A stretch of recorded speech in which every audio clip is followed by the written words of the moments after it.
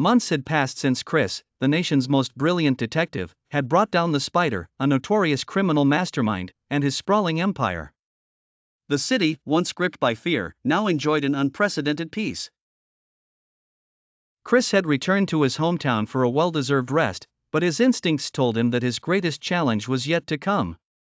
One cold evening, as Chris sat in his family's cozy living room, a knock on the door interrupted the tranquil silence.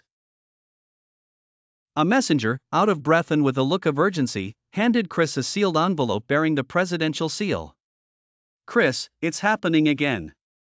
The Spider has resurfaced," the messenger said with a sense of foreboding.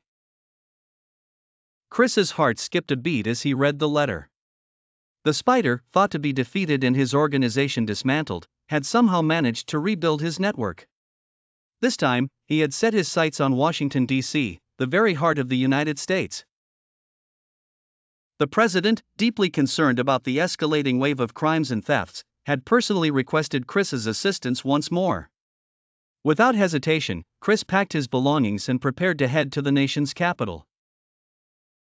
This was not just another case, it was a battle for the very soul of the country. The Spider, more cunning and dangerous than ever, had to be stopped before his plans plunged the entire nation into chaos.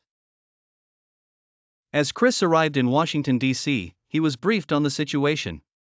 The Spider had already orchestrated a series of high-profile heists, brazenly stealing from government institutions, financial centers, and private companies.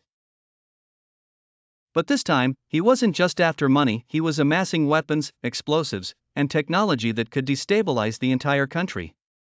The capital was in a state of panic.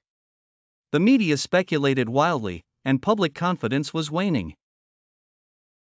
Chris knew that time was of the essence, and the pressure to solve the case quickly was immense. But he also knew that the Spider was a master of manipulation, someone who thrived on the fear and confusion he created. Chris began his investigation by revisiting the old case files, looking for any overlooked clues or patterns that could hint at the Spider's next move. He worked day and night, barely sleeping, driven by the knowledge that any delay could have catastrophic consequences. Despite his best efforts, the Spider seemed to stay one step ahead, his crimes growing bolder and more destructive with each passing day. Explosions rocked the capital, financial systems were hacked, and high-ranking officials received chilling threats. The Spider's reach was vast, and his influence extended deep into the underworld, where he commanded loyalty through fear and violence.